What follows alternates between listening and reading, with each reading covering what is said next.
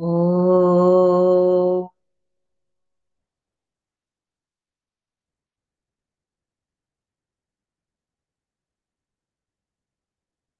ओ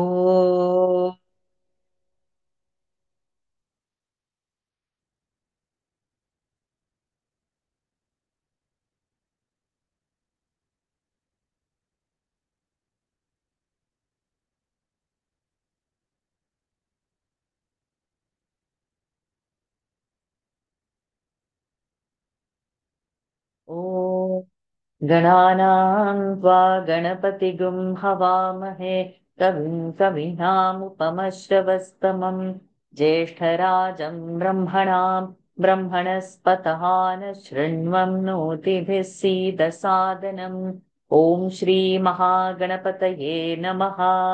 सरस्वत्यै नमो नित्यं भद्रकाल्यै नमो नमः। वेदान्त विद्यास्थानेभ्य एव च ॐ नमः प्रणवार्थाय शुद्धज्ञानैकमूर्तये निर्मलाय प्रशान्ताय दक्षिणामूर्तये नमः। नारायणं नमस्कृत्य नरं चैव नरोत्तमं देवीं सरस्वतीं व्यासं ततो जयमुदीरये। पाराशर्यवचः सरोजममलम् गीतार्थगन्धोत्कटम् नानाख्यानककेसरं हरिकथा सम्बोधनाबोधितम् लोके सज्जन षट्पदैरहरहः पेपीयमानं मुदा भूयाद् पंकजं कलिमल प्रध्वंसि न श्रेयसे। धर्मशास्त्रमिदं पुण्यम् अर्थशास्त्रमिदं परम् मोक्षशास्त्रमिदं प्रोक्तम् व्यासेनामितबुद्धिना भारतं सर्वशास्त्राणाम् उत्तमं भरतर्षभ सम्प्रत्याचक्ष्यते चेदम् तथा श्रोष्यन्ति चापरे. Pranams to the Lord. Pranams to all the Mahatmas in tonight's Mahabharata reading session. We are in chapter 3. Hopefully today we'll complete it and we'll enter chapter 4 and probably complete that as well. We have seen 160 mantras of chapter 3 and we are doing this story that Uttanka has finished his Guru Sushrusha and he wants to give Guru Dakshina. Guru says, "Go ask his wife." He has gone to his wife. His wife asks for some earrings of what? Not ordinary, but the king's wife's, the queen's earrings, he said she wants. Then he goes there. Then all that ordeal we saw. And then he gets actually. And then she has warned him that the Naga is behind him. And then the Naga comes in a disguise and he just takes and he goes, then he follows him through the Naga.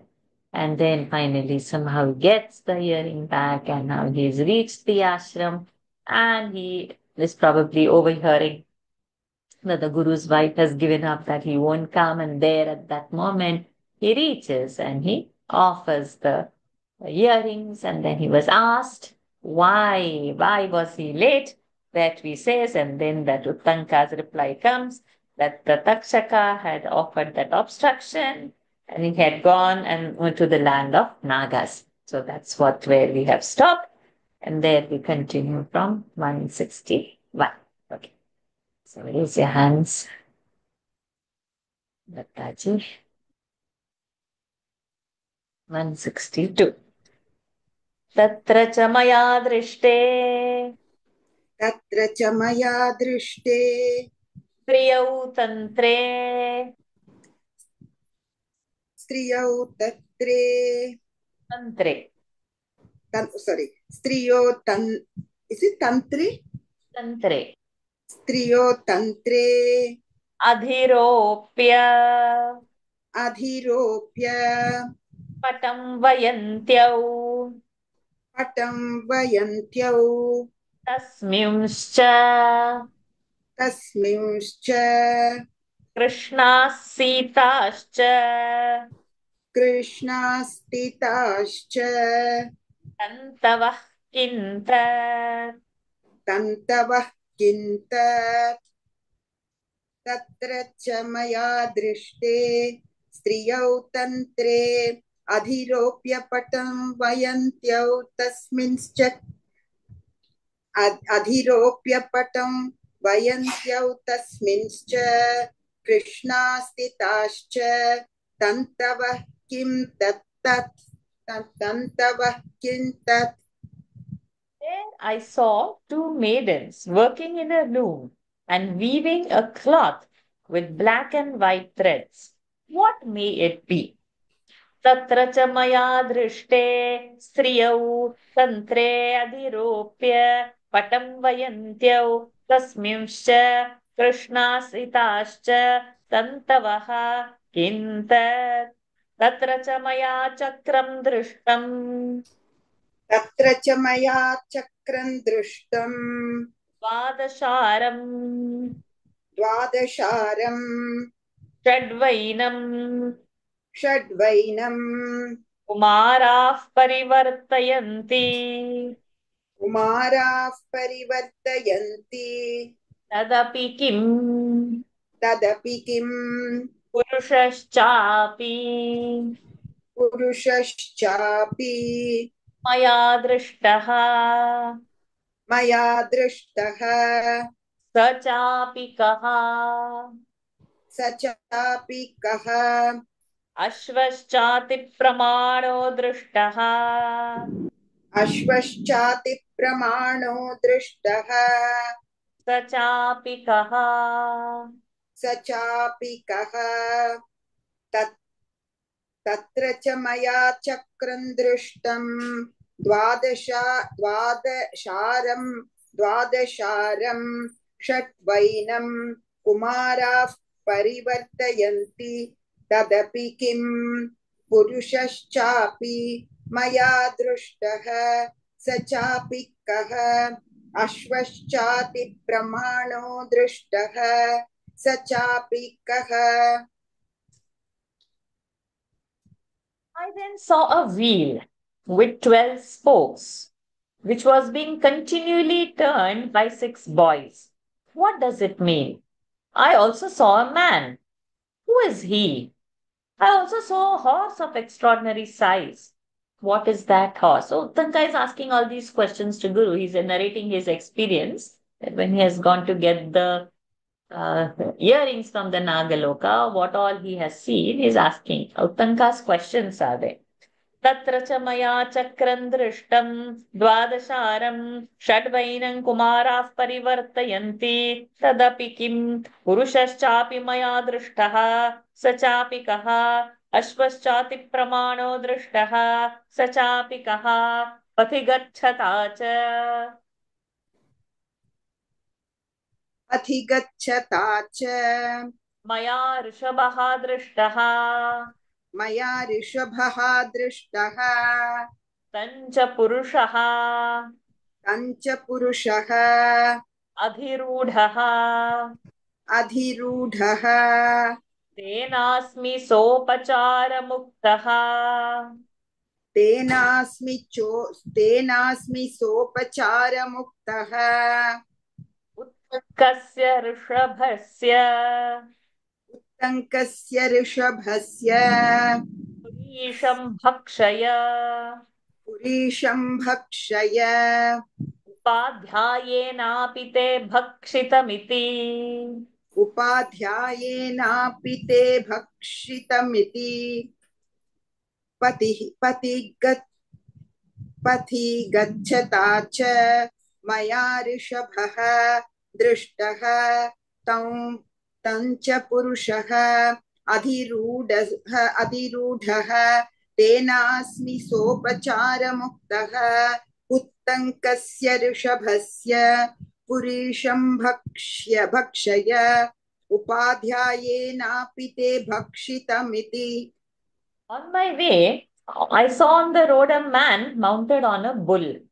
He lovingly addressed me thus, Uttanka, eat the dung of this bull, which was eaten by your preceptor. पथिगच्छता च मया वृषभः दृष्टः तञ्च पुरुषः अधिरूढः तेनास्मि सोपचारमुक्तः उत्तङ्कस्य ऋषभस्य पुरीशं भक्षय उपाध्यायेनापि ते भक्षितमिति ततस्तस्य वचनात् ending. Okay. ततस्तस्य वचनात् मया तदृषभस्य पुरीशम् okay.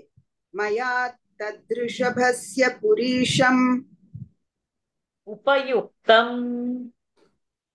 उपयुक्तम् स चापि कः तदेतत्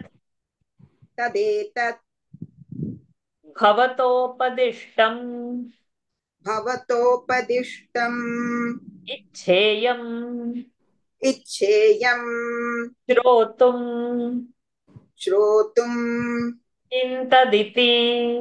किं तदिति स तेनैव मुक्तः उपाध्यायः प्रत्युवाच ततस्तस्य वचनात् मया तदृषभस्य पुरीशम् उपयुक्तम् स चापि कः तदेतद् भवतोपदिष्टम् इच्छेयम् श्रोतुम् किं तदिति स तेनैव मुक्तः उपाध्यायः प्रत्युवाच. Thus told by him, I ate the dung of that bull. Who is this man? Being instructed by you, I wish to hear all about them. ततस्तस्य वचनात् मया तदृषभस्य पुरीशमुपयुक्तम् स चापि कः तदेतत् भवतोपदिष्टमिच्छेयं श्रोतुम् किं तदिति स तेनैव मुक्तः उपाध्यायः प्रत्युवाच. ये ते स्त्रियौ धाता विधाता च ये च ते कृष्णाः सीतास्तन्तवस्ते ये च ते कृष्णाः सिताः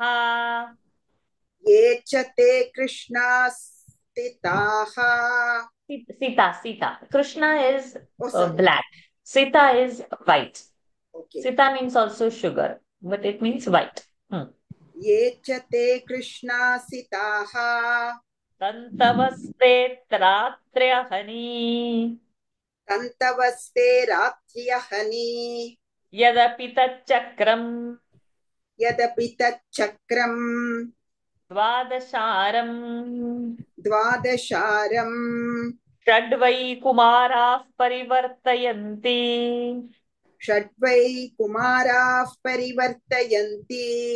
तेऽपि षड् ऋतवः संवत्सरश्चक्रम् तेऽपि षड् ऋतवः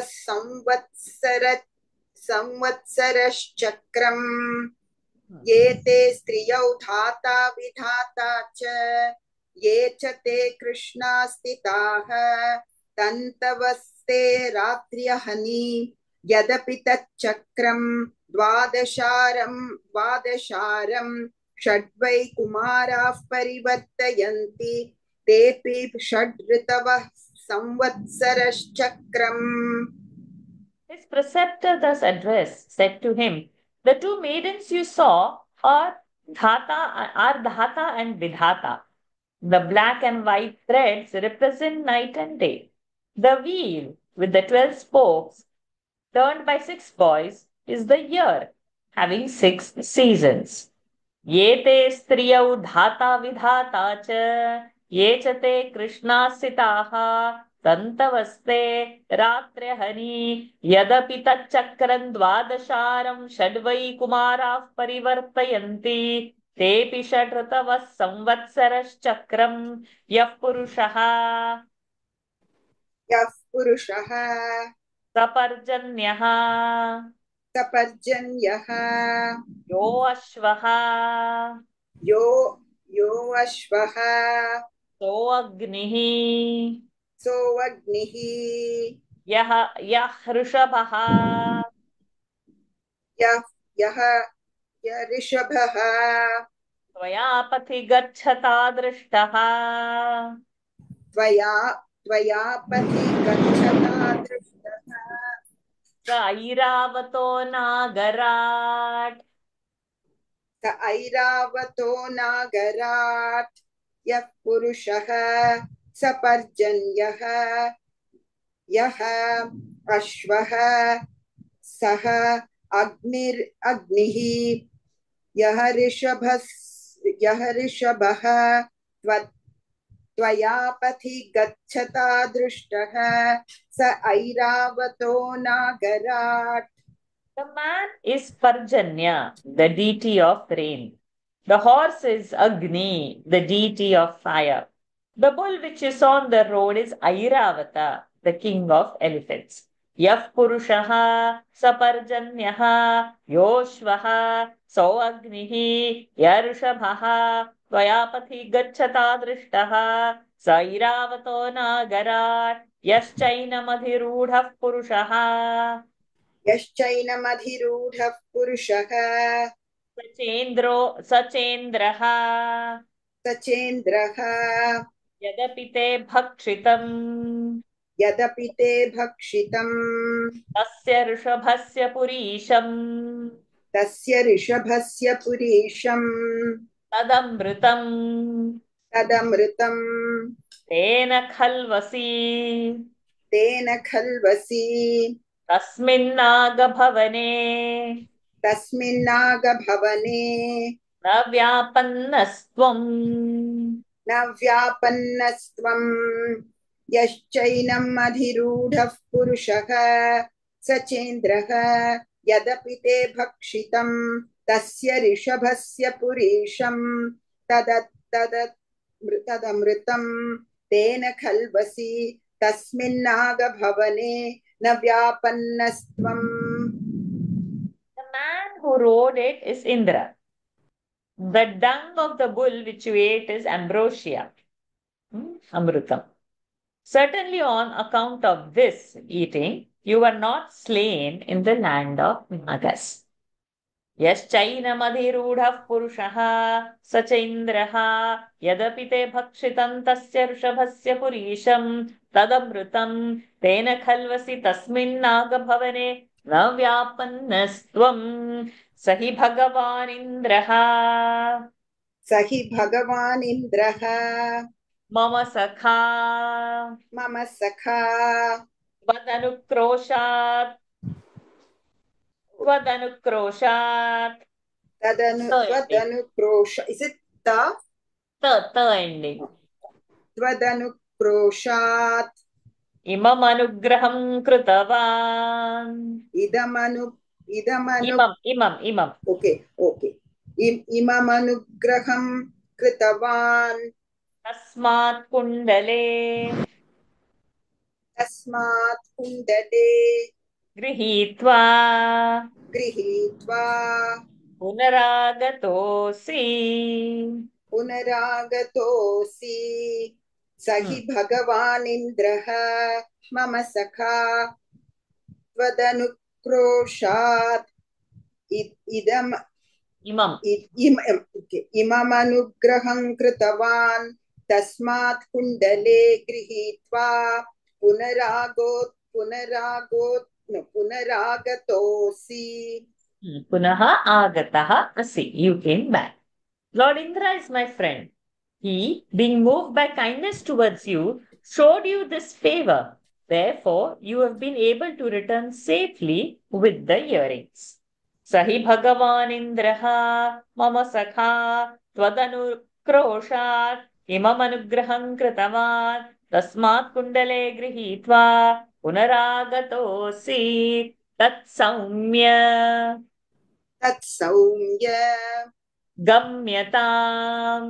गम्यताम् अनुजाने भवन्तम् अनुजाने भवन्तम् श्रेयो वाप्स्यसीति श्रेयो वाप्यसीति श्रेयो वाप्स्यसीति श्रेयो वाप्यस् नो श्रेयो वाप्स्यसीति करेक्ट स उपाध्यायेन अनुज्ञातः स उपाध्यायेन अनुज्ञातः भगवानुत्तङ्कः क्रुद्धः भगवानुत्तङ्कः क्रुद्धः तक्षकः तक्षकम् तक्षकम् प्रतिचिकीर्षमाणः प्रतिचिकीर्षमाणः आस्तिनपुरं प्रतस्थे आस्तिनपुरं प्रतस्थे हम्म, तत्सौम्य गम्यताम् अनुजाने भवन्तं श्रेयो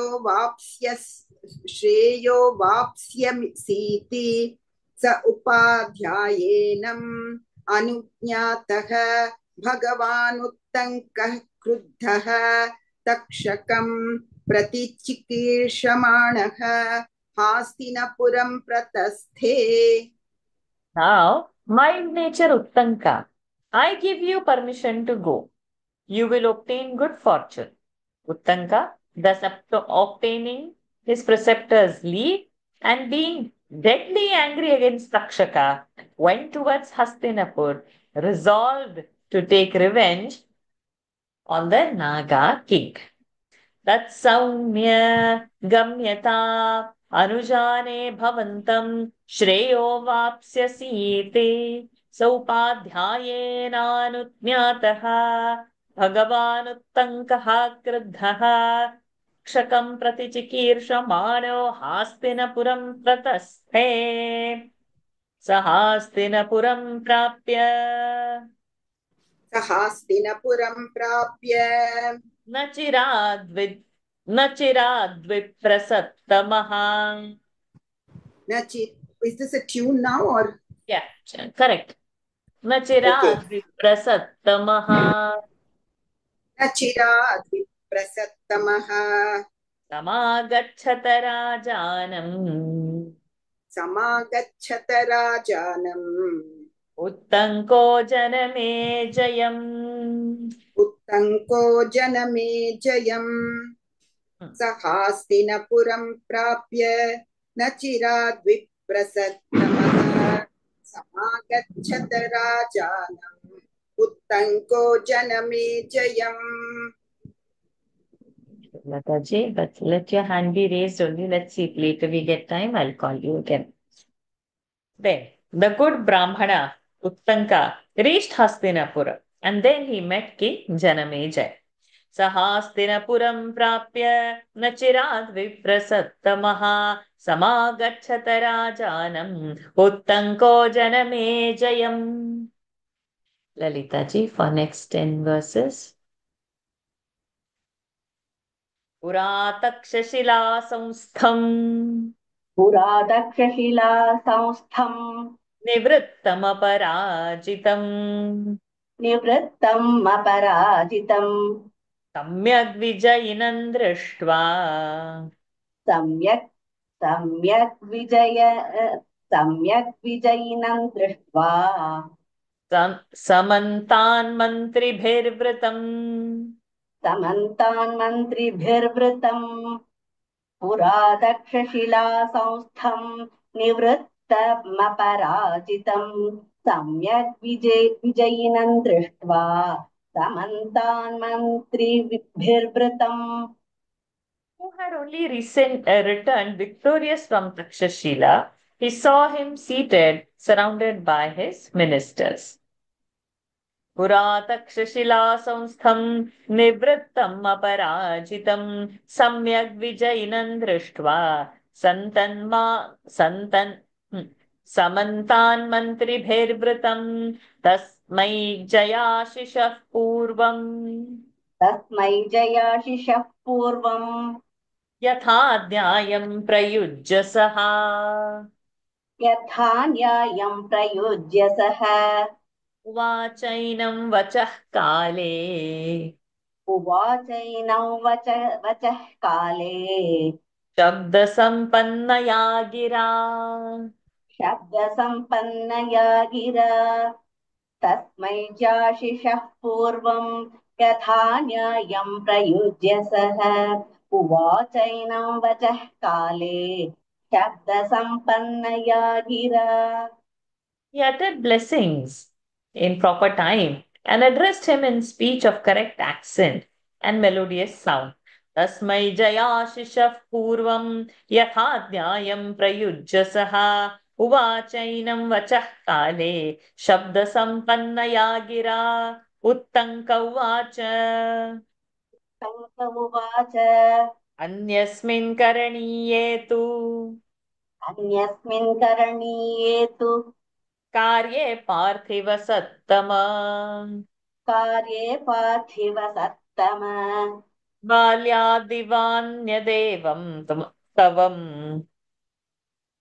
बाल्यादिवान्यदेव तवम् पुरुषे नृपसत्तम पुरुषे नृपसत्तम उत्तङ्क उवाच अन्यस्मिन् करणीये तु कार्ये अन्यस्मिन् अन्यस्मिन् करणीये करणी तु कार्ये पार्थिव सत्तम बाल्यादिवान्यदेव तवम् पुरुषेण नृपसत्तम best of kings. You are spending your time like a child when a most important matter urgently demands your attention.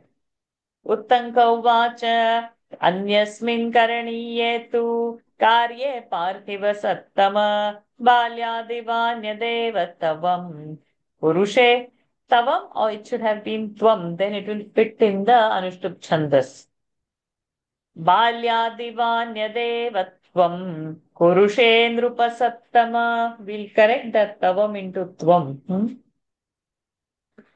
सौतिरुवाच सौतिरुवाच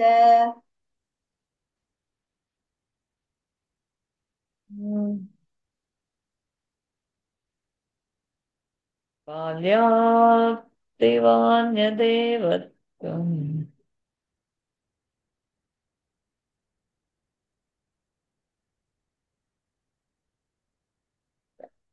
या दिवान्यदेवत्वम् या देवत्वम्.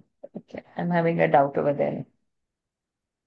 एवमुक्तस्तु विप्रेण एवमुक्तस्तु विप्रेण राजा जनमे जयः स राजा जनमे जयः अर्चयित्वा यथा न्यायम् अर्चयित्वा यथा न्यायम् प्रत्युवाच द्विजोत्तमम् प्रत्युवाच द्विजोत्तमम् सौतिरुवाच एवमुक्तस्तु विप्रेण स राजा जनमे जयः अर्चयित्वा यथा न्यायम् प्रत्युवाच द्विजोत्तमम् Having been thus addressed by the Brahmana, King Janamejaya duly saluted him and said to the best of Brahmanas, Sautiruvacha evamuktastu viprena sa raja Janamejaya archayitva yatha nyayam pratyuvacha dvijottamam Janamejaya uvacha Janamejaya उवाच आसां प्रजानां परिपालनेन आसां प्रजानां परिपालनेन त्वं क्षत्रधर्मं परिपालयामि संक्षत्रधर्मं परिपालयामि प्रब्रूहि प्रब्रूहि मे किं करणीयमद्य प्रब्रूहि मे किं करणीयमद्य येनासि कार्येण समागतस्त्वम् येनासि कार्येण समागतस्त्वम् जनमेजय उवाच आसां प्रजानं परिपालनेन संक्षत्रधर्मं परिपालयामि प्रब्रूहि मे किं करणीयमद्य येनासि कार्येण समागतस्त्वम् I perform the duties of my Kshatriyas by looking after my these subjects. Tell me, what is the business that I am to perform by which you are led to come here? आसां प्रजानां परिपालनेन स्वं क्षत्रधर्मं परिपालयामि प्रब्रूहि मे किं करणीयमद्य येनासि कार्येण समागतस्त्वं सौतिरुवाच सौतिरुवाच स एव मुक्तस्तु नृपोत्तमेन स एव मुक्तस्तु नृपोत्तमेन द्विजोत्तमः पुण्यकृतां वरिष्ठः द्विजोत्तमः पुण्यकृतां वरिष्ठः उवाच राजानमदीनसत्त्वम् उवाच राजानमदीनसत्त्वम् त्वमेव कार्यं नृपते कुरुष्व त्वमेव कार्यं नृपते कुरुष्व सौतिरुवाच स एव मुक्तस्तु नृपोत्तमेन द्विजोत्तमः पुण्यकृतां वरिष्ठः उवाच राजानमदीनसत्त्वम् त्वमेव कार्यं नृपते कुरुष्व Having been thus addressed by the best of kings, Janamejaya, the best of Brahmins, distinguished for good deeds, thus replied, O king, the business in your own that demands your attention. Therefore, do it. The business is your own that demands your attention. Therefore, do it. सौतिरुवाच सेव मुक्तस्तु नृपोत्तमेन द्विजोत्तमः पुण्यकृतां वरिष्ठः उवाच राजानमदीनसत्त्वं स्वमेव कार्यं नृपते कुरुष्व उत्तङ्क उवाच शङ्क उवाच तक्षकेण महीन्द्रेन्द्र दक्षकेण महीन्द्रेन्द्र येन ते हिंसितः पिता येन ते हिंसितः पिता तस्मै प्रतिकुरुष्वत्वम् तस्मै प्रतिकुरुष्व त्वम् मन्नगाय दुरात्मने सन्नगाय दुरात्मने कंटिन्यू कार्यकालं हि मन्येऽहम् कार्यकालं हि मन्येऽहम् विधिदृष्टस्य कर्मणः विधिदृष्टस्य कर्मणः गच्छापचितिं राजन् तद्गच्छापचित्यं राजन् पितुस्तस्य महात्मनः पितुस्तस्य महात्मनः कंटिन्यू तेह्यनपराधी स ह्यनपराधी तेह्यनपराधी तेह्यनपराधी सदृष्टान्तरात्मना सदुष्टान्तरात्मना सदुष्टान्तरात्मना सदुष्टान्तरात्मना पञ्चत्वमगमद्राजा पञ्चत्वमगमद्राजा वज्राहत इव द्रुमः वज्राहत इव द्रुमः वन्मोर् बलदर्पसमुत्सिक्तः बलदर्पसमुत्सिक्तः तक्षकः पन्नगाधमः तक्षकः पन्नगाधमः अकार्यं कृतवान् पापः अकार्यं कृतवान् पापः कार्यं अकार्यं कृतवान् पापः यो दशत्पितरं तव यो दशत्पितरं तव उत्तङ्क उवाच तक्षकेन महीन्द्रेन्द्र येन ते हिंसितः पिता तस्मै प्रतिकुरुष्व त्वम् पन्नगाय दुरात्मने कार्यकालं हि मन्येऽहम् विधिदृष्टस्य कर्मणः तत्कच्छ पतितो राजन् पितुस्तस्य महात्मनः ते ह्यनपराधी स दुष्टान्तरात्मना पञ्चत्वमगमद्राजा वज्राहत इव द्रुमः बलदर्पः समुत्सिक्तः तक्ष तक्षकः पन्नगाधमः अकार्यं कृतवान् पापः यो दर्शत् पितरं तव. Wonderful. Thank you, Lalita ji. So now what happens? Uttanka says, O king of kings, your father was killed by Takshaka. Therefore take revenge on that wild serpent for the death of your whole noble father. The time has come, I say, for your taking vengeance ordained by fate. Go, O king, and revenge the death of your noble father, who was big, but who died like a tree stricken by thunder, having been bitten by this wild serpent. The worst of the serpent race, Takshaka, being intoxicated with power, committed a wicked act when he bit your father.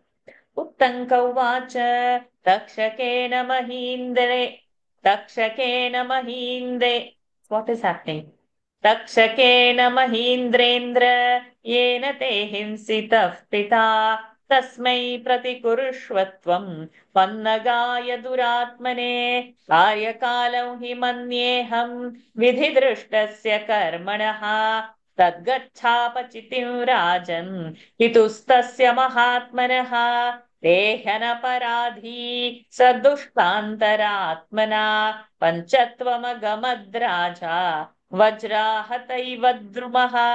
Something in the first Padavan alphabet is missing actually. बलदर्पसमुत्सिक्तः तक्षकः पन्नगाधमः अकार्यं कृतवान् पापः योदशत् पितरं तव. Radha Krishnan ji, for next 10 verses, though there are 7 in this chapter, next chapter's 3 verses also. Okay, let's go ahead. Rajarshi Vamsha Goptaram राजर्षिवंशगोप्तारम् Amara Pratiman Nrupam अमरप्रतिमम् नृपम् Iyam Sunkashyapan Chaiva. यां कश्यपम् Sorry, Iyasum यासुं कश्यपम् चैव Nyavartayata Papakrit. न्यवर्तयत पापकृत् Till राज 84 will go.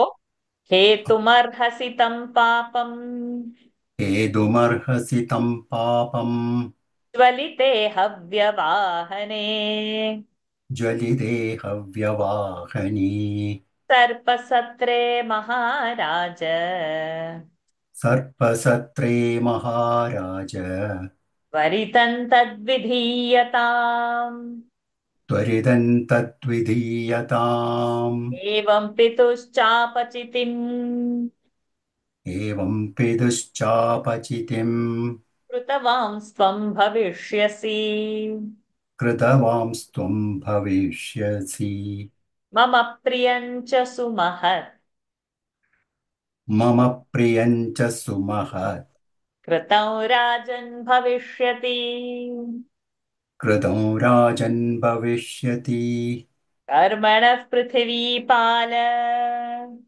कर्मणः पृथिवीपाल मम येन दुरात्मना मम येन दुरात्मना विघ्नः कृतो महाराज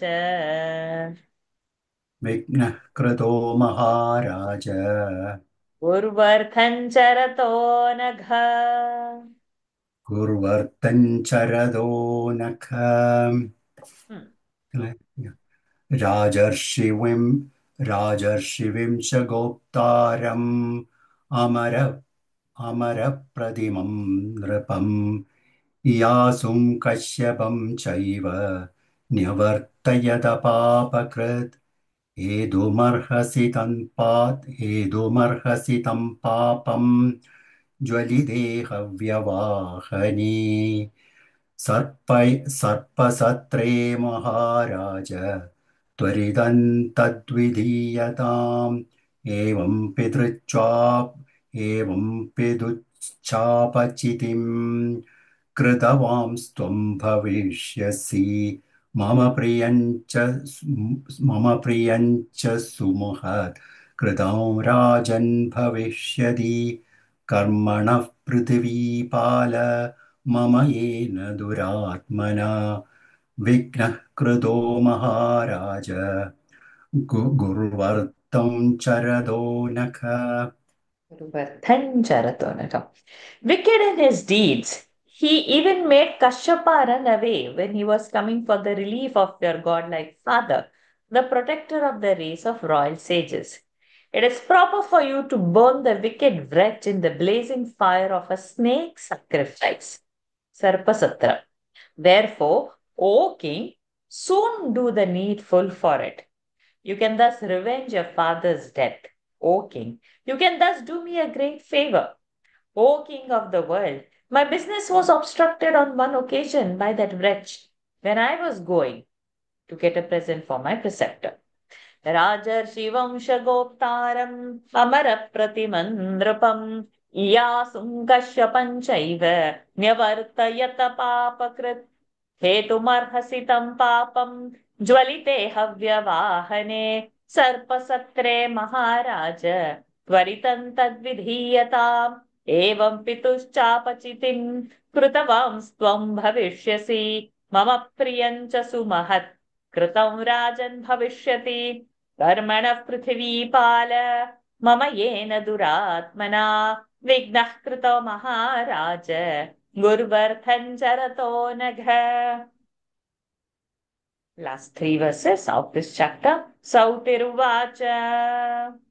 स्तौतिरुवाच एतत् श्रुत्वा तु नृपतिः एतच्छ्रुत्वा तु नृपतिः तक्षकाय चुकोपः तक्षकाय चुकोपः तङ्कवाक्यहविषा उत्तङ्गवाक्यहविषा दीप्तोऽग्निर्हविषा यथा दीप्तोऽग्निर्हविषा यथा अपृच्छत् स तदा राजा अभृच्छत् स तदा राजा मन्त्रिणस्तान् सुदुःखितः मन्त्रिणस्तान् सुदुःखितः तङ्कस्यैव सान्निध्ये उत्तङ्गस्यैव सान्निध्ये पितुः स्वर्गगतिं प्रति पितुः स्वर्गगतिं प्रति तदैव हि स राजेन्द्रः तदैव हि स राजेन्द्रः दुःखशोकाप्लुतोऽभवत् दुःखशोकाल्पुतोऽभवत् दुःखशोकाल्पुतोऽभवत् यदैव वृत्तं पितरम् यदैव वृत्तं पितरम् उत्तङ्कादशृणोत्तदा उत्तङ्गादशृणोत्तदा सौदिर्वाच एतच्छ्रुत्वा तु नृपतिः तक्षकाय चुकोपः उत्तङ्गवाक्यहविषा दीप्तोऽग्निर्हविषा यथा अभृत्स तदा राजा मन्त्रिणांस्तान् सुदुःखितः उत्तङ्गस्यैव सन्निध्ये पितुः स्वर्गगतिं प्रति तदैव हि स राजेन्द्रः दुःखशोकाल्पुतोऽभवत् यदैव वृत्तं पितरम् उत्तङ्गादशृणोत्तदा. Sauti said, the king, having heard these words, got angry on Takshaka. Uttanka's speech inflamed him as ghee does the sacrificial fire. Even in the presence of Uttanka, he sorrowfully asked his ministers the particulars of his father's going to heaven. When he heard all the circumstances of his father's death from Uttanka, the King of Kings was overcome with sorrow and pain. Let's get into the next chapter immediately. Chapter 4, Pauluma Parva. The introduction of the story is happening. Lomaharshana Putraha लोमहर्षणपुत्रः Ugrashravaha उग्रश्रवाः Pauranicaha पौराणिकः Naimisharanye नैमिषारण्ये Shaunakasya Kulapatehe शौनकस्य कुलपतेः द्वादशवार्षिके सत्रे द्वादशवार्षिके सत्रे ऋषीनभ्यागतान् उपतस्थे ऋषीनभ्यागतान् उपतस्थे लोमहर्षणपुत्रः उग्रश्रवाः पौराणिकः नैमिषारण्ये शौनकस्य कुलपते द्वादशवार्षिके सत्रे ऋषीनभ्यागतानुपतस्ते उपतस्थे. Lomarshana's son, Ugrashrava Sauti, well read in the Puranas, being present at the 12-year sacrifice of Kulapati Shaunaka in the forest of Naimisha, stood before the rishis in attendance. लोमहर्षणपुत्रः उग्रश्रवः पौराणिकः नैमिषारण्ये शौनकस्य कुलपतेः द्वादशवार्षिके सत्रे ऋषीनभ्यागतान् उपतस्थे पौराणिकः पुराणे पौराणिकः पुराणे कृतश्रमाः कृतश्रमः कृतश्रमः sorry सकृताञ्जलिः सकृताञ्जलिः तानुवाच तानुवाच किं भवन्तः श्रोतुमिच्छन्ति किं भवन्तः श्रोतुमिच्छन्ति किमहं प्रवाणि इति किमहं प्रवाणि इति पौराणिकः पुराणे कृतश्रमः सकृताञ्जलिः तानुवाच किं भवन्तः श्रोतुमिच्छन्ति किमहं प्रवाणि इति Having read the Puranas with great pains, he was very learned in them. Now with joined hands he addressed them thus: What, revered sirs, do you wish to hear? What am I to relate? Pauranikah Purane Krutashramah Sakritanjalistanuvacha Kim bhavanta shrotumicchanti Kim aham bravaणीति Tam ऋषयः ऊचुः तं ऋषयः ऊचुः परमलौमहर्षणे परमल्लौमहर्षणे वक्ष्यामः वक्ष्यामः त्वान्नः त्वां नः प्रतिवक्ष्यसि प्रतिवक्ष्यसि वचः शुश्रूषताम् वजःशुश्रूषताम् कथायोगन्धः कथायोगे कदा योगन्नः कदा योगे तं ऋषयः ऊजुः परमं लौमः परमल्लौमहर्षणे वक्ष्यामः त्वां नः प्रतिवक्ष्यसि वचः शुश्रूषताम् कथायोगन्नः कथायोगे Thank you. Radha Krishnanju. After one more round, we'll see how many verses we can do. The rishis replied, O son of Lomaharshana, we shall ask you, and you will relate to us, who are anxious to hear some excellent stories. तं ऋषयः ऊचुः परमल्लौ महर्षणे वक्ष्यामः त्वां नः प्रतिवक्ष्यसि वचः शुश्रूषताम् कथायोगं नः कथायोगे. Lakshmi ji, next 10 verses. So the chapter will finish. You will seep into the next chapter. तत्र भगवान् कुलपतिः तत्र भगवान् कुलपतिः We'll do at कुलपतिस्तु. तत्र भगवान् तत्र भगवान् कुलपतिस्तु कुलपतिस्तु शौनकः शौनकः अग्निशरणम् अग्निशरणम् अध्यास्ते. अध्यास्ते तत्र भगवान् कुलपतिस्तु शौनकः अग्निशरणम् अध्यास्ते. But noble Kulapati Shaunaka is now engaged in the room of the holy fire.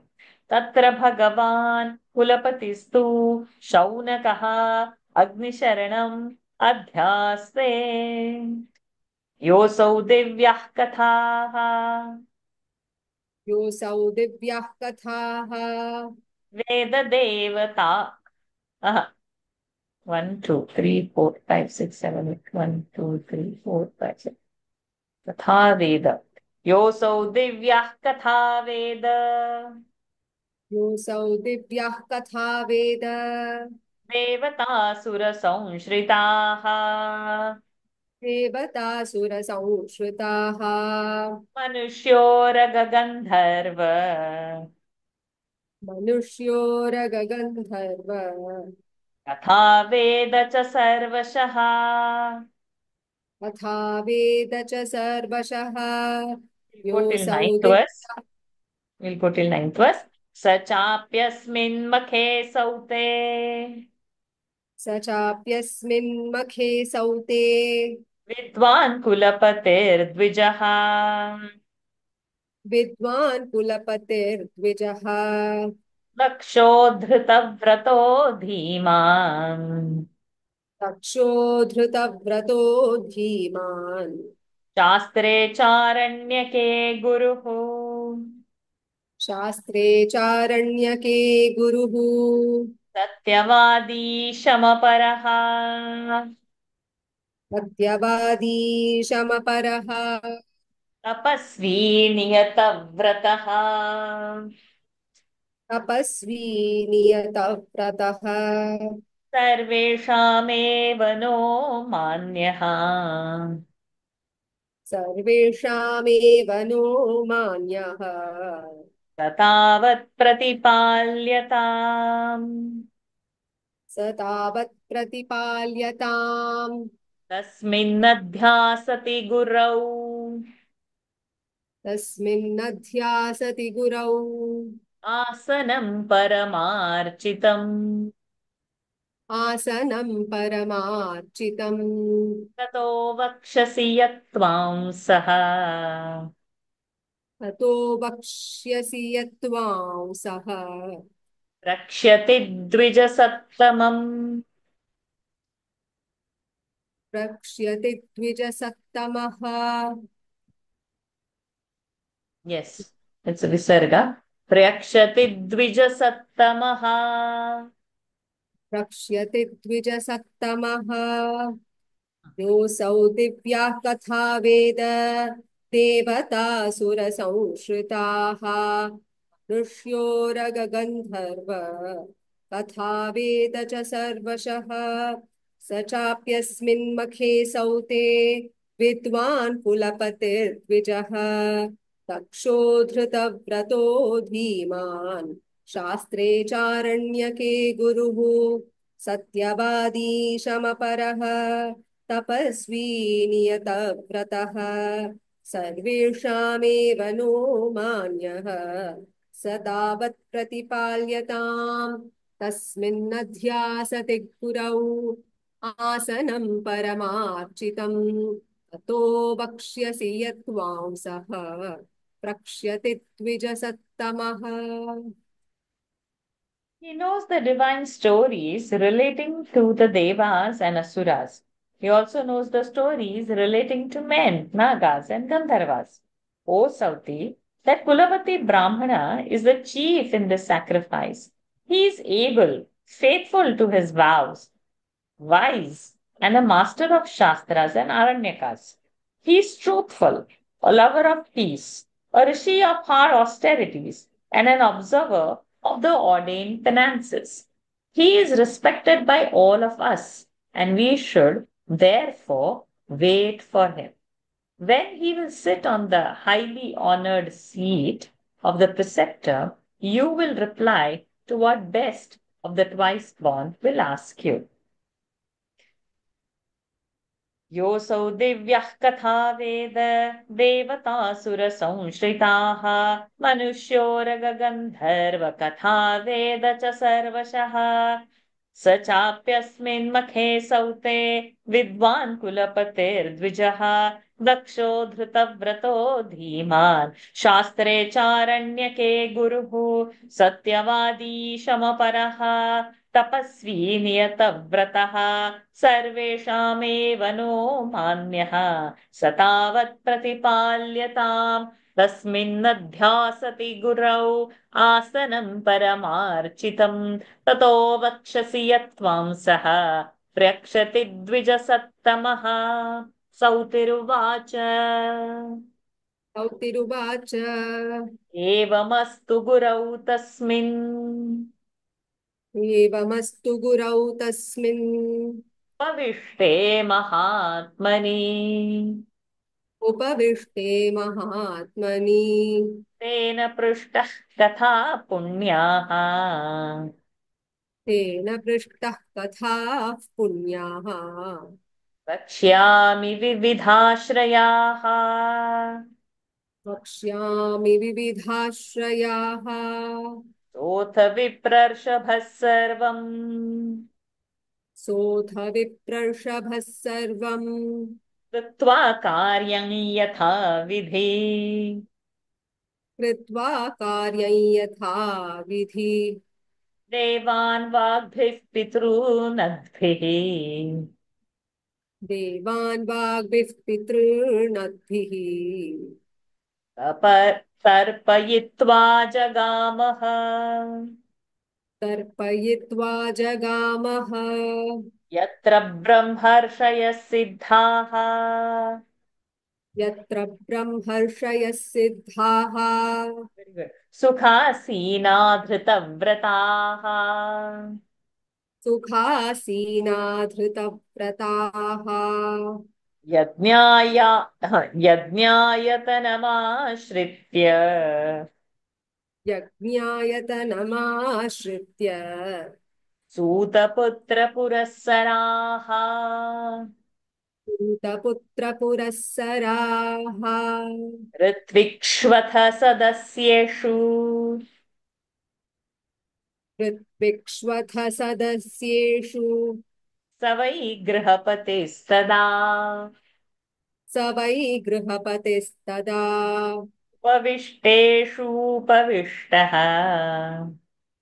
उपविष्टेषूपविष्टः शौनकोऽथाब्रवीदिदम् शौनकोऽथाब्रवीदिदम् सौतिरुवाच एवमस्तु गुरौ तस्मिन् उपविष्टे महात्मनि तेन पृष्टः कथाः पुण्याः वक्ष्यामि विविधाश्रयाः सोऽथ विप्रर्षभः सर्वं कृत्वा कार्यं यथा विधि देवान् वाग्भिः पितॄनद्भिः तर्पयित्वा जगामः यत्र ब्रह्मर्षयः सिद्धाः सुखासीना धृतव्रताः यज्ञायतनमाश्रित्य सूतपुत्रपुरःसराः ऋत्विक्ष्वथ सदस्येषु स वै गृहपतिस्तदा उपविष्टेषूपविष्टः शौनकोऽथाब्रवीदिदम् Good. Sauti said, so be it. When the noble Rishi will be seated, I shall relate sacred stories relating to variety of subjects as I shall be asked by him. The best of Brahmana, Shaunaka, after having performed all his prayers to Devas and the Pitras by offering water, came back to the place of sacrifice where Sauti was seated before the assembly of rishis of rigid vows. When Shaunaka was seated in the midst of Ritviks and Sadasyas, the members, who also had come to their places, Sauti spoke as follows. Sautiruvacha evamastu gurau tasmin upavishthe mahatmani tena prishtah katha punyaha vakshyami vividhashrayah वक्ष्यामि विविधाश्रयाः सोऽथ विप्रर्षभः सर्वं कृत्वा कार्यं यथा विधि देवान् वाग्भिः पितॄनद्भिः तर्पयित्वा जगामः तत्र ब्रह्मर्षयः सिद्धाः सुखासीना धृतव्रताः यज्ञायतनमाश्रित्य सूतपुत्रपुरःसराः ऋत्विक्षवथ सदस्येषु ऋत्विक्ष्वथ सदस्येषु स वै गृहपतिस्तदा उपविष्टेषु उपविष्टः शौनकोऽथाब्रवीदिदम्. We finished chapter 4, the quick one, short one. Now we flow with the same thought is going in chapter 5. It's a continuation. So this Paulama Parva is continued and there's this dialogue between Puloma and Agni. Shaunaka uvacha Shaunaka उवाच पुराणमखिलं तात पुराणमखिलं तात पिता ते धीतवान् पुरा पिता ते धीतवान् पुरा कच्चित्त्वमपि तत्सर्वम् कच्चित्त्वमपि तत्सर्वम्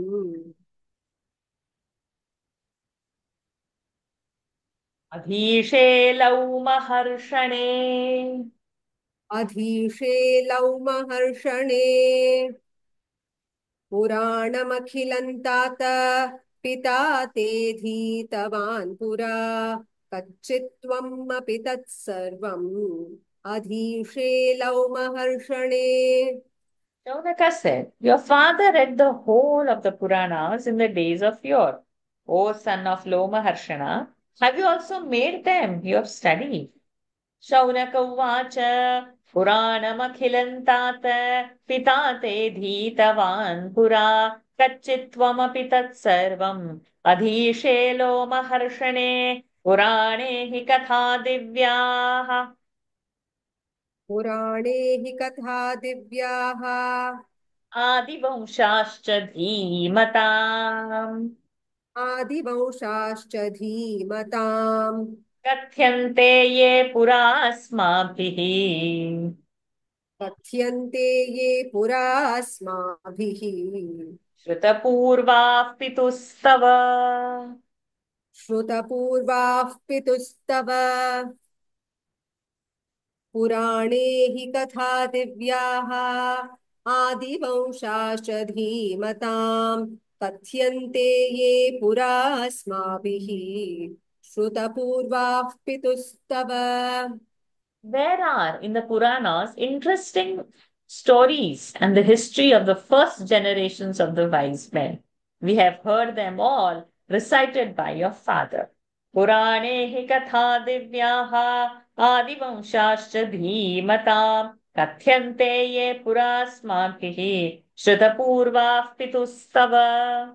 So here we finished the first round of all the chanters. And we will, oh, okay. No. Heike's hand is there. Okay, what we'll do, we'll start the second round. In the second round, we will do four verses, hopefully. We'll first finish Lakshmi ji and then Heike, I'll come back to you.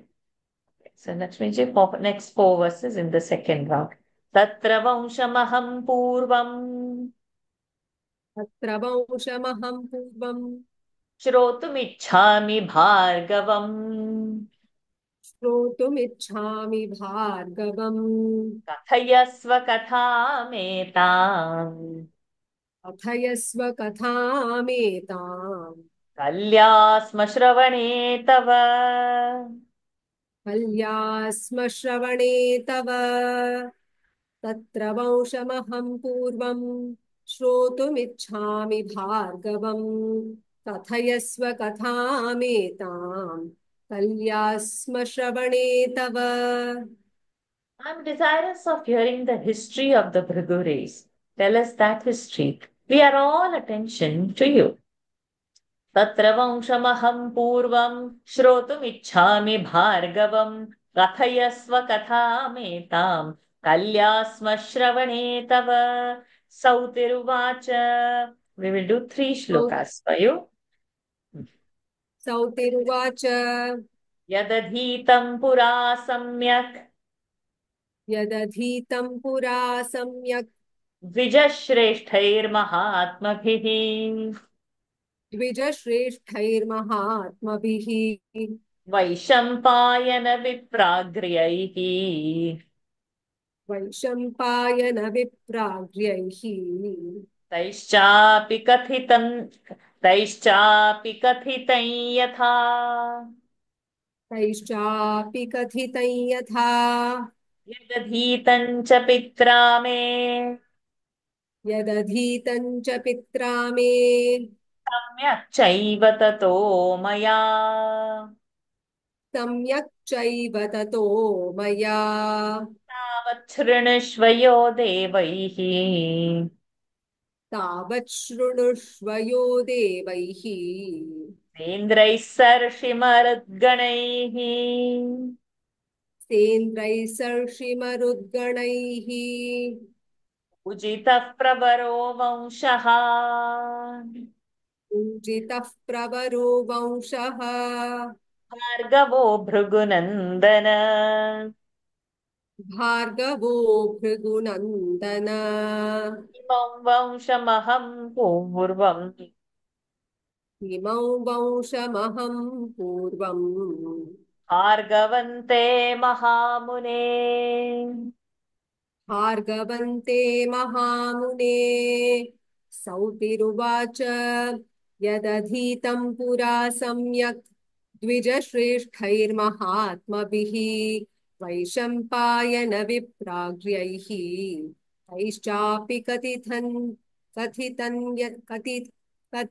यथा यदधीतं च पित्रा मे सम्यक् चैव ततो मया तावत् शृणुष्व यो देवैः सेन्द्रैः सर्षिमरुद्गणैः पूजितः प्रवरो वंशः भार्गवो भृगुनन्दन इमौ वंशमहं पूर्वम् भार्गवन्ते महामुने।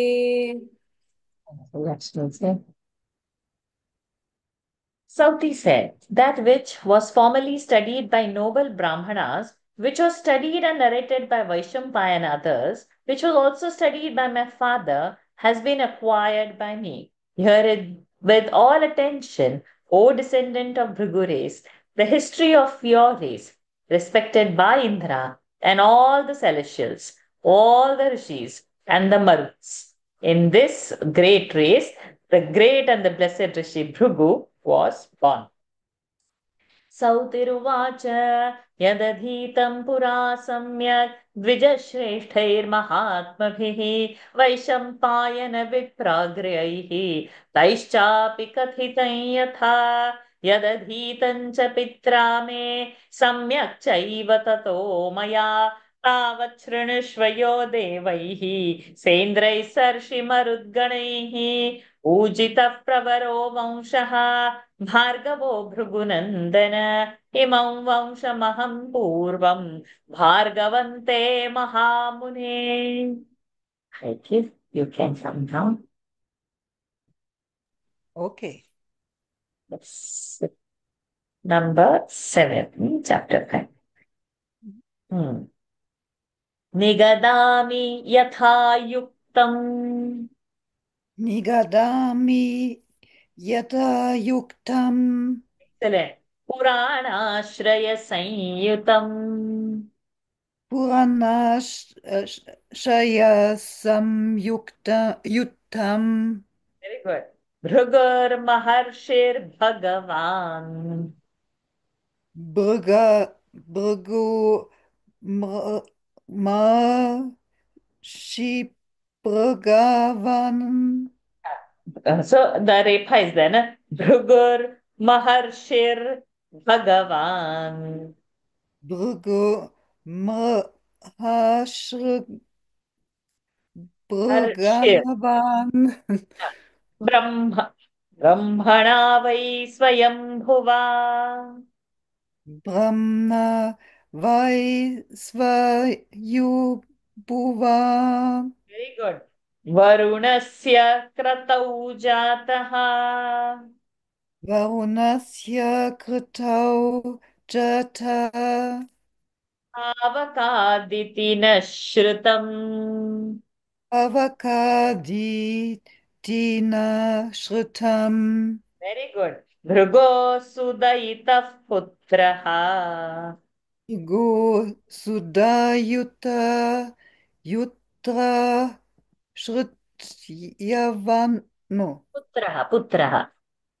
Putraha Putra. Bhrugo Sudaitah Putraha. Bugo Bugo Sudayuta Putraha Chavano Nama Bhargavaha. Yovano Nama Bhagavaha Very good. Now read these two verses. Nigadami Yata Yuktam Purana Shriya Samyutam Bhrigu Ra Shri Maharshi. Gavan Maharshi. So Bhrugo Maharshi. Oh Bhrigu Maharshi Bhagavan. Gavan Bhagavan. Bhagavan Brahmana Brahmana. Vai Brahmana Vai Svai Yambhuva Excellent. Varunasya Kratau Jata Pavakaditi Nashritam Bhrigu Murda Murda Yu Sudaita. Putrash Shatyavano Nama Bhagavaha. Excellent. Excellent. Heike is reading from Devanagari script. So that's another Yes, thing that, yes, that's what I'm telling the all other seekers also. It's from Devanagari script she's reading. Amazing. I shall properly relate, O great Rishi, the history of this race as it is in the Puranas. We are told that great Bhrigu was begotten by self existing Brahma from the fire at Varuna's sacrifice. Bhrigu had a beloved son named Chavana. निगदामि यथा युक्तं पुराणाश्रयसंयुतं भृगुर्महर्षिर्भगवान् ब्रह्मणा वै स्वयंभुवा वरुणस्य क्रतौ जातः पावकादिति न श्रुतं भृगोऽसुदयितः पुत्रः च्यवरो नाम भार्गवः कंटिन्यू च्यवनस्य च दायादः Chyavanasva Chadayad दायादः Dayadaha करेक्ट प्रमतेर्नाम धार्मिकः Amatin Nav Na Rama धार्मिकः Damikaha करेक्ट प्रमतेरप्यभूत् पुत्रः Ramatirapya Bhu Putra Tro So Putro putro is written when we open the sandhi because it's in the pada ending, we will say putraha. Okay Putraha So you have to put tra and two visargas over there. घृताच्यां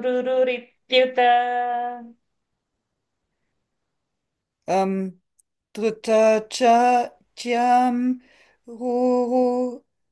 Rityuta Good. Read this much. Chavanasya cha dayad da brahma dinarama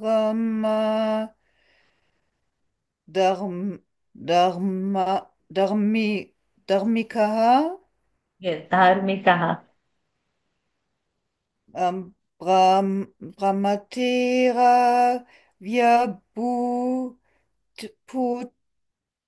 putraha dratachyam ruru riyutta. Rururityuta. Very good. Very good. Chavana had a virtuous son named Pramati, and he had a son named Ruru by Ghritachi.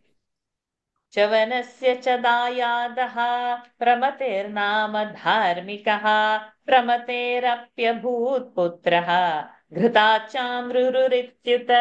You can do one more. रुरोरपि सुतो जज्ञे Rupi suto jyante शुनको वेदपारगः shunako veda parana पारगः वेद paragaha correct प्रमद्वरायां धर्मात्मा brahmadvarayam dharma tma धर्मात्मा dharmatma तव पूर्वपितामहः tava purva pitamaha very good do it Ropi suto cha nye shunako veda parana brahma tvaradam dharma tma tava purva pitamaha. Excellent, excellent, good, well done, Thank you. well done. And every week when you will start reading, it will come slowly. It will come. I Excellent. will do. Yes, thank you, Heidi. Thank you. So now where are we? Yeah. So Ruru had a son by his wife Pramadavara, O Shanaka. He was your grandfather. He was very virtuous and greatly learned in Vedas. Rurorapi suto jatnye shunako veda paragaha pramadvarayam dharmatma tava purva pitamaha. Radha Krishnanji, you can do your second round 4 verses. तपस्वी च यशस्वी च तपस्वी च यशस्वी च श्रुतवान् ब्रह्मवित्तमः श्रुतवान् ब्रह्मवेत्तमः धार्मिकः सत्यवादी च धार्मिकः सत्यवादी च नियतो नियताशनः. नियतो नियताशनः तपस्वी च यशस्वी च श्रुतवान् ब्रह्मवेत्तमः धार्मिकः सत्यवादी च नियतो नियताशनः. He was devoted to asceticism, had great repute, was learned in the Shruti, truthful, virtuous, well regulated in his meals, and was the most eminent amongst the learned in the Vedas. Tapasvi cha yashasvi who? The grandfather, huh?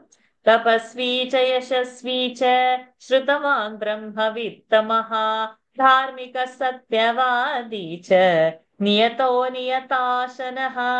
Shaunaka उवाच शौनक उवाच भूतपुत्र यथा तस्य सूतपुत्र यथा तस्य भार्गवस्य महात्मनः भार्गवस्य महात्मनः श्रवणत्वं परीक्षातम् च्यवनत्वं परिख्यातम् तन्ममाचक्ष्वपृच्छतः तन्ममाचक्षपृच्छतः शौनक उवाच सूतपुत्र यथा तस्य भार्गवस्य महात्मनः च्यवनत्वं परिख्यातम् तन्मयाचक्षपृच्छतः O son of Suta, why was the illustrious son of Bhrigu named Chavana?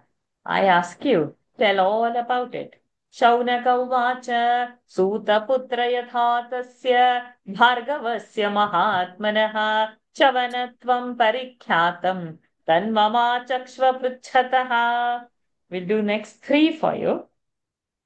Sautiruvacha सौतिरुवाच Bhrigo sudayita bharya भृगोसु भृगोसुदयिता भार्या पुलोमेत्यभिविश्रुता पुलोमेत्यभिविश्रुता तस्यां समभवद्गर्भः तस्यां समभवत् गर्भः भृगुवीर्यसमुद्भवः भृगुवीर्यसमुद्भवः तस्मिन् गर्भे तसम्भूते तस्मिन् गर्भे सम्भूते पुलोमायां भृगूद्वः पुलोमायां भृगूद्वः समये समशीलिन्याम् समये समशीलिन्याम् धर्मपत्न्या यशस्विनः धर्मपत्न्या यशस्विनः अभिषेकाय निष्क्रान्ते अभिषेकाय निष्क्रान्ते भृगौ धर्मभृतां वरे भृगौ धर्मभृतां वरे आश्रमन्तस्य रक्षोऽथ आश्रमन्तस्य रक्षोथ पुलोमा पुलोमाभ्याजगामः पुलोमाभ्याजगाम अ, जगामः जगामः शौतिरुवाच भृगौ सुदयिता भार्या पुलोमेत्याभिविश्रुता तस्यां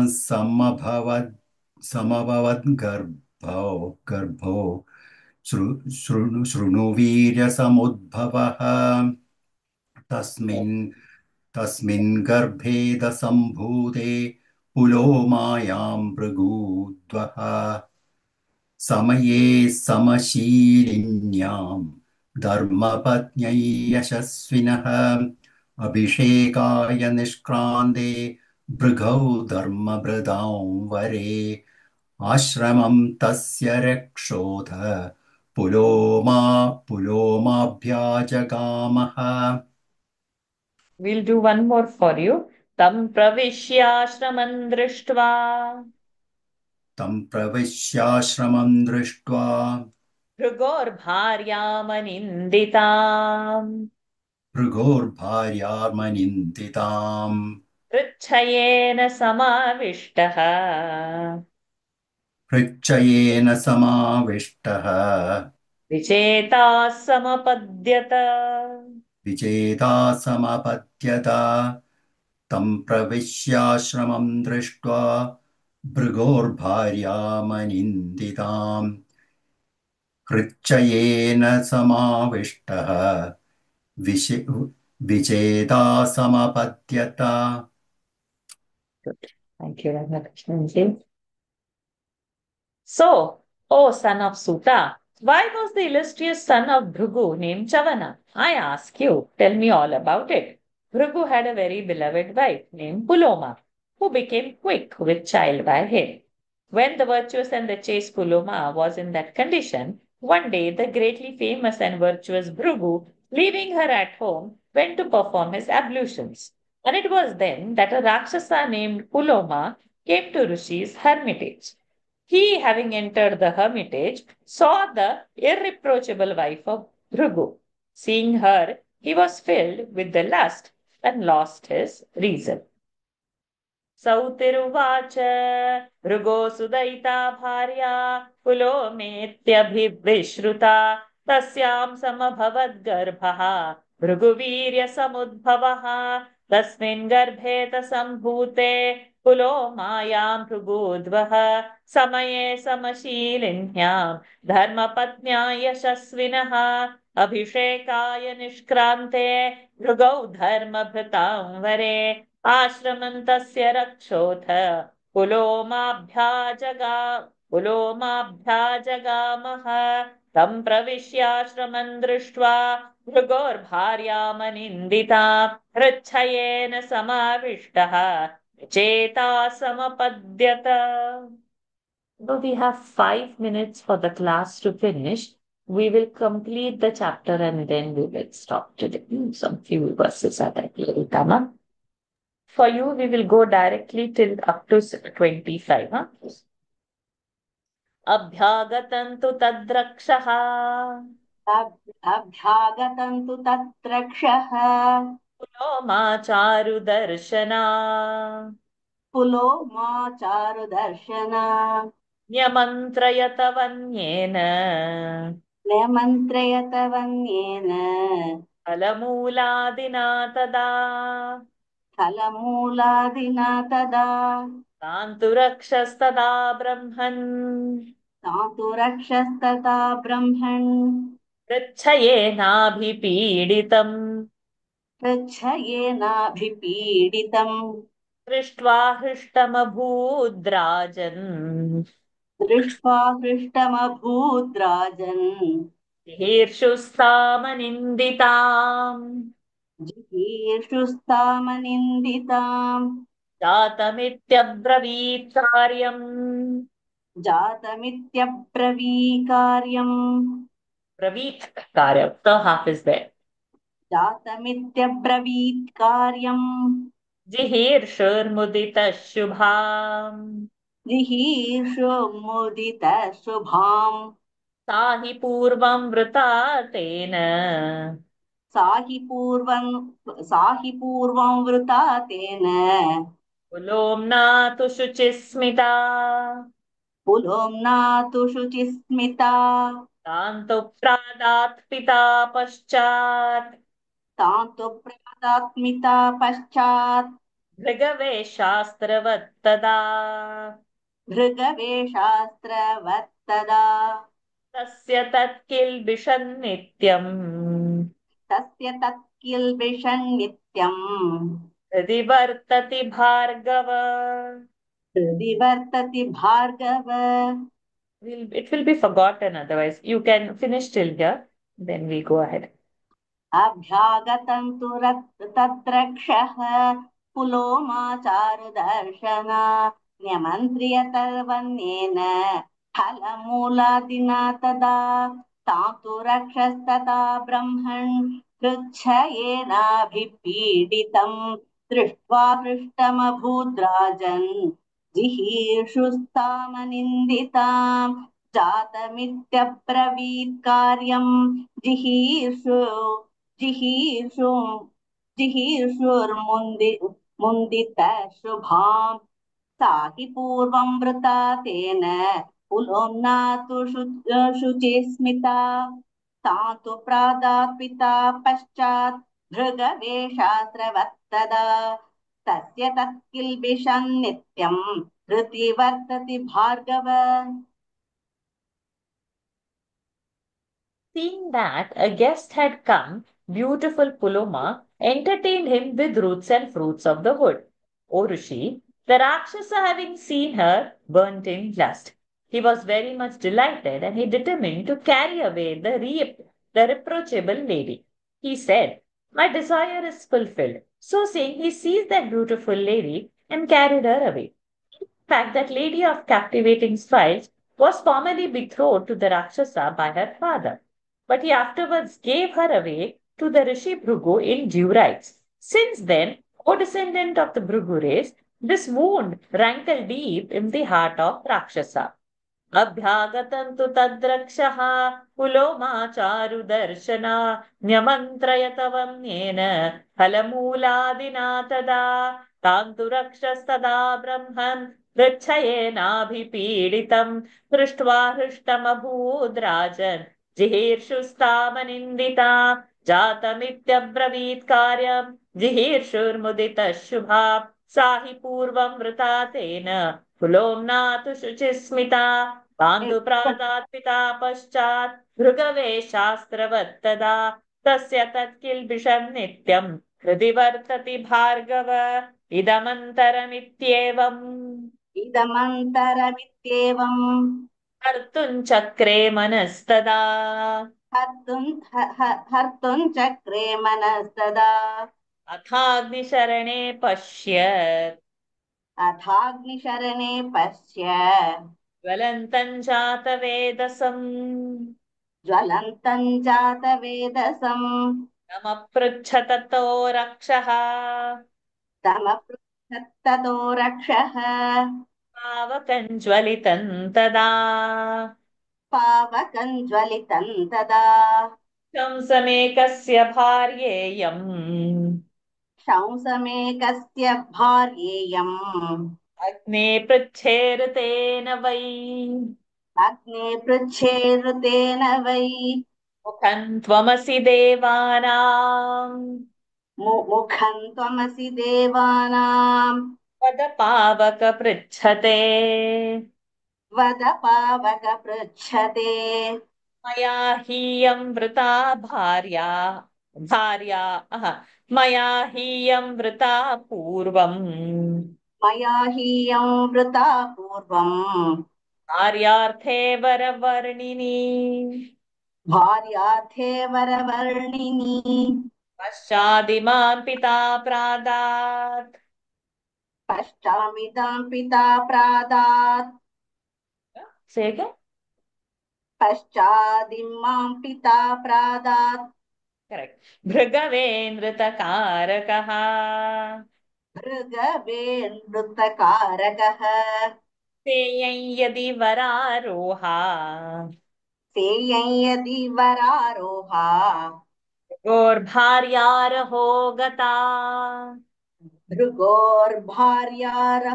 गता तथा सत्यं समाख्याहि तथा सत्यं समाख्याहि जिहीर्षा जिहीर्षाम्याश्रमादिमाम् जिहीर्षाम्याश्रमादिमाम् समन्युस्तत्र हृदयम् समन्युस्तत्र हृदयम् प्रदहन्निव तिष्ठति प्रदहन्निव तिष्ठति मत्पूर्वा भार्यां यदि माम् मत्पूर्वा भार्यां यदि माम् गुरापसु मध्यमाम् भृगुरापसुमध्यमाम् इदमन्तरमित्येवम् हर्तुं चक्रे मनस्तदा अथाग्निशरणे पश्यत् ज्वलन्तं जातवेदसम् तमपृच्छत्ततो रक्षः पावकं ज्वलितं तदा शंसे मेकस्य भार्येयम् अपृच्छेरुतेन वै मुखं त्वमसि देवानां वद पावक पृच्छते मया हीयं वृता पूर्वम् भार्यार्थे वरवर्णिनी पश्चादिमां पिता प्रादात् भृगवेनृतकारकः सेयं यति वरारोहा भृगोर्भार्यारहो गता तथा सत्यं समाख्याहि जिहीर्षाम्यश्रमादिमा समन्पुस्तत्र हृदयम् प्रदहन्निव तिष्ठति मत्पूर्वा भार्यां यदि माम् भृगुरामस सुमध्यमाम् भृगुराप सुमध्यम भृगुरापसु मध्यमाम्. Thank you, Lalita. He thought this was a very good opportunity to carry the lady away. Then he entered into the room of the holy fire where it was burning brightly. The Rakshasa asked the burning fire, "O Agni, tell me whose rightful wife this lady is." "You, O Agni, is the mouth of celestials. Tell me, I ask you, this beautiful lady was formerly betrothed to me, but her white father subsequently gave her to Bhrigu. Tell me truly, if she can be truly called the wife of Bhrigu. As I found her alone in the hermitage, I am determined to carry her away by force. My heart burns with rage when I think that Bhrigu has obtained this beautiful woman who was betrothed to me.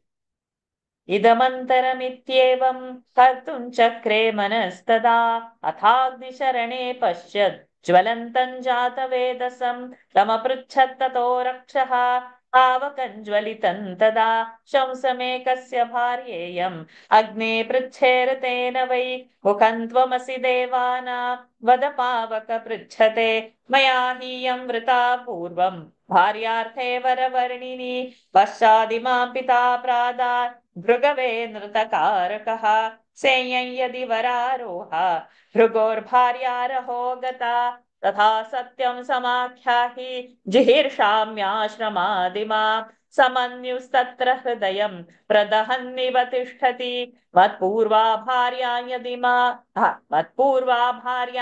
मां भृगुरापसु मध्यमाम्. लताजी. सौतिरुवाच सौतिरुवाच एवं रक्षस्तमामन्त्र्य ज्वलितं जातवेदसम् शङ्कमानं भृगोर्भार्याम् पुनः पुनरपृच्छत त्वमग्ने सर्वभूतानाम् अन्तश्चरसि नित्यदा साक्षिवत् पुण्यपापेषु सत्यं ब्रूहि कवे वचः मत्पूर्वापहृता भार्या भृगुणानृतकारिणा तेयं यदि तथा मे त्वं सत्यमाख्यातुमर्हसि श्रुत्वा त्वत्तो भृगोर्भार्याम्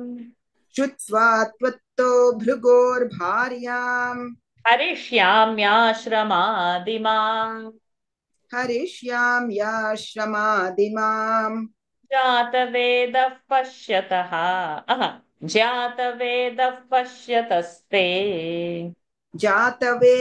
पश्यतस्ते वद सत्याङ्गिरं मम.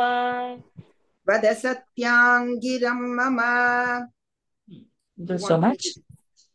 सौतिरुवाच एवं रक्षस्तमामन्त्र्य ज्वलितं जातवेदसं शङ्कमानं भृगोर्भार्याम् पुनरपृच्छत त्वमग्ने सर्वभूतानाम् अन्तश्चरसि नित्यदा साक्षिवत् पुण्यपापेषु सत्यं ब्रूहि कवे वचः मत्पूर्वापहता भार्या भृगुणानृतकारिणा सेयं यदि तथा मे त्वं सत्यमाख्यातुमर्हसि श्रुत्वा त्वत्तो भृगोर्भार्याम् हरिष्याम्याश्रमादिमाम् जातवेदः पश्यतस्ते वद सत्याङ्गिरिं मम.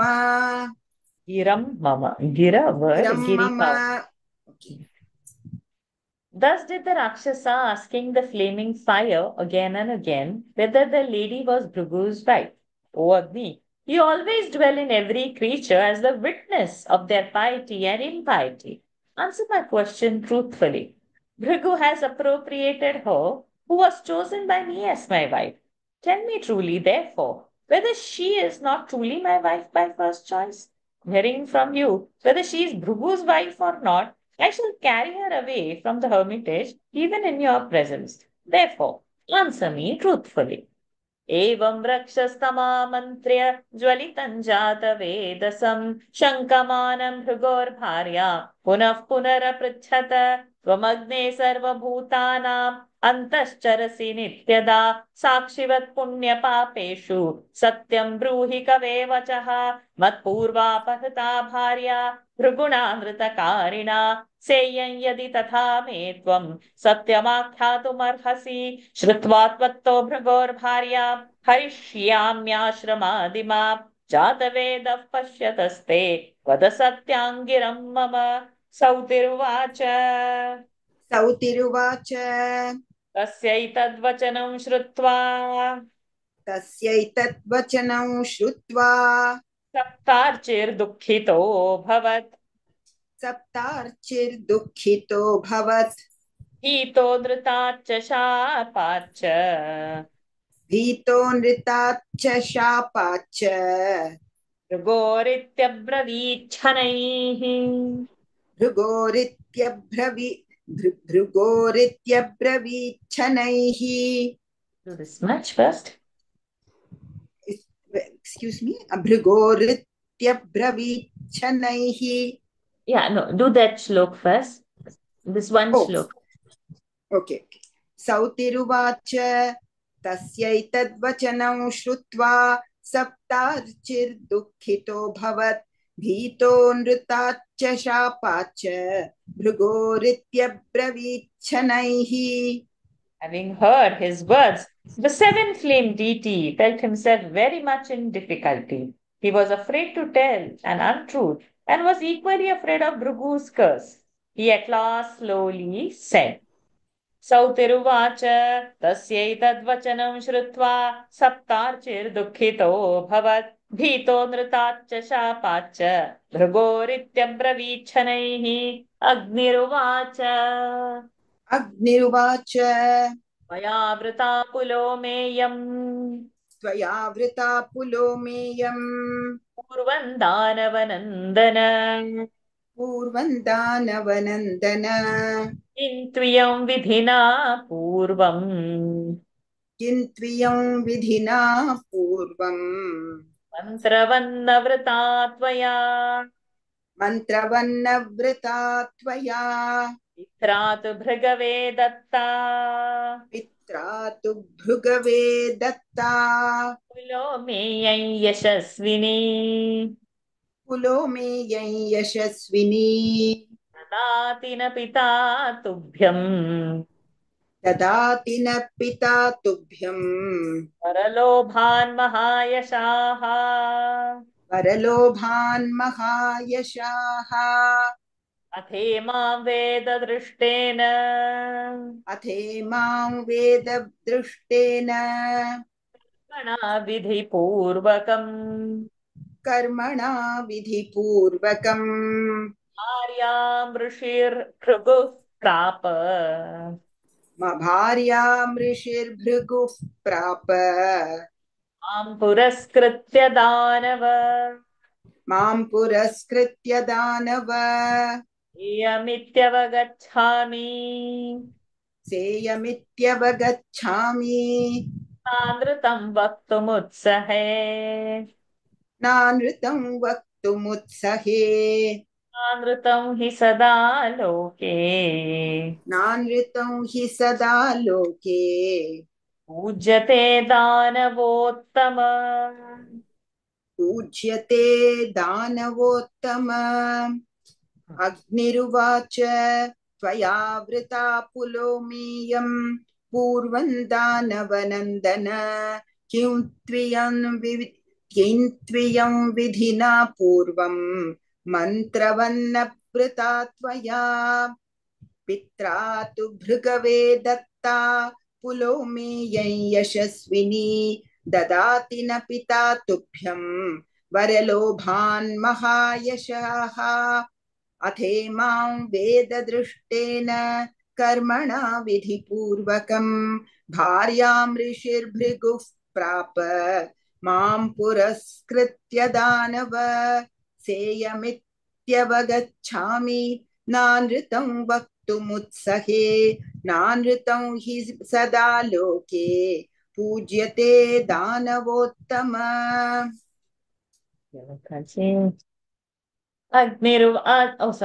He said, "O Rakshasa, it is true that this Puluma was first betrothed to you, but she was not taken by you with necessary holy rites and invocations. And the father gave this famous Puluma to Bhrigu in gift. He did not give her to you. O Rakshasa, she was duly taken by Bhrigu as his wife in my presence with all the Vedic rites. This is she. I cannot tell a falsehood. O best of Rakshasas, falsehood is never respected in this world." So this chapter is going to continue as chapter 6. There are 14 mantras in that, which next week Radhakrishnan ji and Lakshmi ji can do, who have got few verses less today. And then we continue.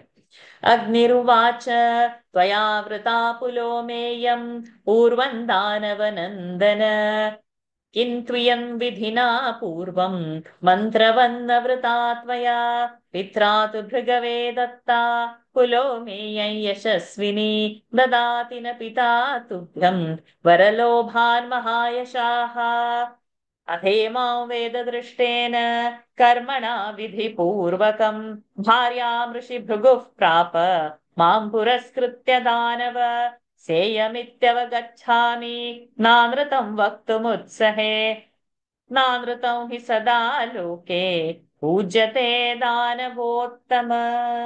So with his grace, we are flowing, and we'll continue. We'll continue next week. The 16th chapter, the 6th chapter will be finished immediately by Lakshmi ji and Radhakrishnan ji, and then we continue chapter 7, which will also finish very quickly. There are 28 verses.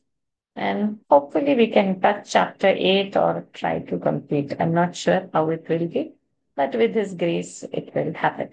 So let's end today's session. Varshaji, 1 second. So the Rakshasa and the Rishi's wife have the same name then? Yes. I wonder why though. Okay. Yes. Full of heart. Om Purnamadah Purnamidam Purnat Purnamudachyate Purnasya Purnamadaya Purnamevavashishyate. Om Shanti Shanti Shanti. Harihi Om. Shri Gurubhyo Namaha. Harihi Om. Shri Krishnarpanamastu. Hari Om, everyone. Thank you for joining. See, as the story progresses, there will be too many characters coming, which we will not later remember. So it's good to have a Mahabharat notebook. And as the characters come, you write just the character name and keep it over there, naming 1, 2, 3, 4. And then in front of that, something to remember about that story. Now this guru thing happened. Okay. Then this Uttanka has gone. Now he narrated. Then who is this? Then who is this? Then who is that? Then okay, in that family, this came. So Janamejayas, it will link to Arjuna and all like that. It will come to Putra, Pautra, great grandson, like that it will come to. So we will not know then how many kings went in between. From Arjuna and then in Parikshit. But what happened in between? Who are the forefathers of Parikshit? It will not go in mind. Then how did that happen? So the characters and the additives will be so much. This Rishi and that wife and this Rakshasa. So now today we have read. So today putting today's date. Okay, 20th April. These many characters. Next week, another few characters like that, the date wise and the page wise, each date on a new page. Then somewhere we'll be able to recollect. Otherwise, it's going to forget. By the time, not the whole Mahabharata, only this first volume, by the time we are finishing, the first chapters will be forgotten, the characters we will not remember. And it will not repeat. The story, there is a great flow and there is so much happening, is so much happening. So it was nice to make one notebook and keep. See now, we are entering now sixth chapter already. Okay. To read the first 2, 3 chapters of 300 and 400 and 500 verses, it's not an easy job. So leave few pages, today's work you do, and then at leisure go back. Otherwise, if you say, I'll write that and then come to today, no, then the backlog increases. So today's work you start by leaving few pages in the starting, and then go and fill as and when in your leisure the backlog pages. Then every week it can be completed. One day's work is easy to do. 1 month's work, it's gone. So much story goes forward, and by grace of God, He's giving us good speed. We are able to complete 40, 50, 60 verses like that. And to repeat those verses, it's not easy. So it's good to have that in this notebook we need. Last time I had said about those notes, no, like how many chapters are. So it would have been in that same notebook continuation. So you will know at which date we read so many parvas, so much chapter, so much lokas. So Sajeev ji was compiling all that. I hope when he compiles, he will share, because last few sessions he got busy and he was that one. So otherwise, again, if we have to do it, is not going to come. Okay. This is like our one-time read happening in lifetime. There are people who read so many things, but for us, we are small-time readers. We will do a little bit humbly, little possible, that much only. So better to have a notebook of Mahabharata. Okay. Hari Om. Thank you so very much. Thank you. Thank you, Varshaji. Hari Thank you, Om. Varshaji. Thank you. Hari Om. Hari Om. Namaste ji. Thank you. Namaste ji. Hari Om.